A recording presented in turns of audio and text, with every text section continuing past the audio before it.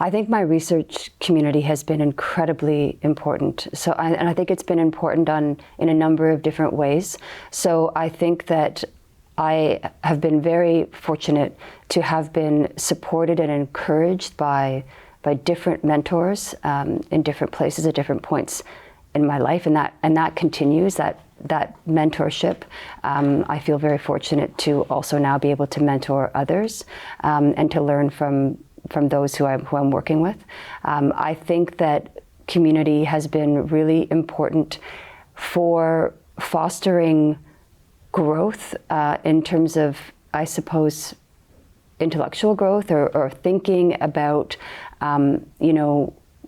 what the implications of technology are and thinking about that in different kinds of ways. I think that my community has empowered me. So I think that I feel very empowered by the work that's done by others publicly, but also behind the scenes, the kind of informal conversations that we might have in a hallway, or the kind of conversations that we might have at an event, for example. I think that the community of researchers that I've been involved with has also been really important in terms of learning and talking about investigative methods.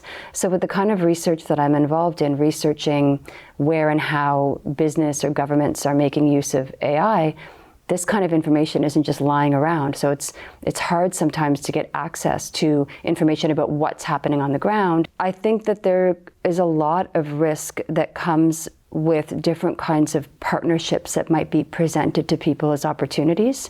So I think that you might be offered funding by a particular organization to do some work that you want to do. And that does come with risk, and we're seeing that, right? If we think about some of the cases that we've seen in the United States, we've seen some people lose their positions because of concern that a company might have about the kind of research that they're doing.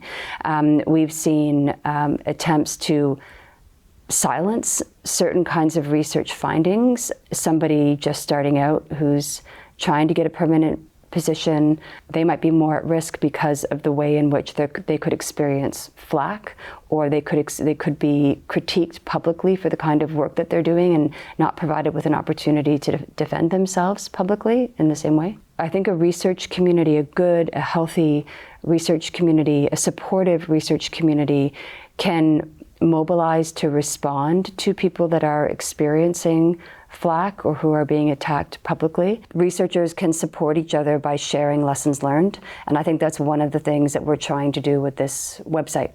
So I think if you look at the website, what you'll see is there are different areas where we focused our attention, and I think one of the things that we can do as researchers to support each other is share some of the lessons that we've learned through our experiences.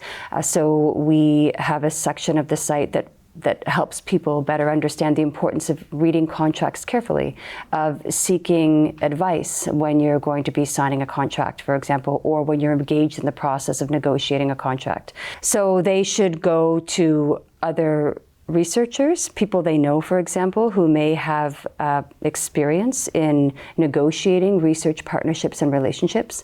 They might go to other researchers who have been engaged in trying to secure better deals, trying to secure more transparency in the working relationship process. They might go to people that they work with in their universities who have experience negotiating contracts, securing contracts and contractual relationships.